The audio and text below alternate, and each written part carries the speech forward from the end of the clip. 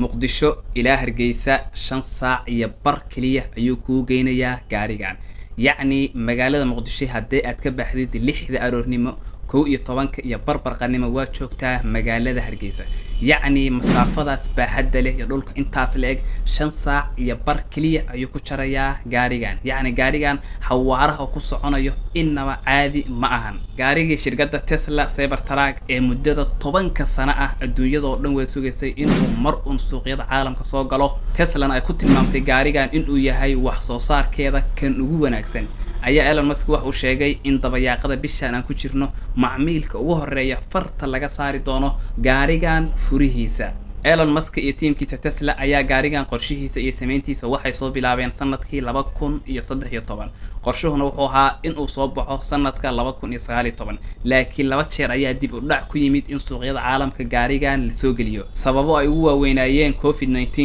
gaarigan waxyaalaha uu gawaarida kale kaga duwan yahay waxaa ka mid ah birta gaarigan marnaba ma daxalaysanayso oo wax maar iyo mirir ah ma yeelanayso. sidoo kale gaarigan ma lahan wax muraayad ah. gawaarida kale hadii ay leeyihiin 2 muraayad gaarigan wax muraayad isagu ma lahan, laakiin taas bedelkeeda gaarigan wuxuu ku qalabaysan yahay kaamirooyin tiknoolajiyadoodu aad u tayo sareysa oo ku sheegaya gaariga dibadiisa iyo gaariga gudihiisaba waxa ka socda. sidoo kale gaarigan wuxuu awood u leeyahay in uu jiido culays gaaraya 6350 kilogram.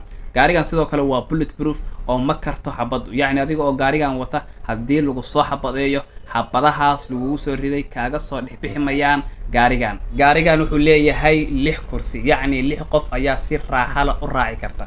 gaarigan sida gawaarida kale ee Tesla ayuu awood u leeyahay si automatic ah inuu isagu isku wado adigoona farna saarin laakiin gaariga iska dhex fadhiya. sidoo kale gaarigan wuxuu ku qalabaysan yahay tiknoolajiyada la yiraahdo AEB taas oo u saamaxaysa gaarigan in isagoo automatic isku wada hadii qof ka soo horbaxo ama ay cilad kala qabsataba in uu si automatic u istaago ama si automatic ah uu isagoo u leexdo. gaarigan ayaa wuxuu ka mid yahay gawaarida korontada ku shaqeeya halkii mar oo aad baterigiisa buuxsatidna waxaad ku jari kartaa masaafo dhan 500 oo mayl, yacni waa 804 kilomitir. gaarigan ayaa halkii saac wuxuu awood u leeyahay in uu jaro 209 kilomitir. marka muqdisho iyo hargeysa oo kale hadda waxa u dhaxeeya yacni masaafo dhan 1165 kilomitir. gaarigan halkii saac wuxuu jarayaa 209 mitir.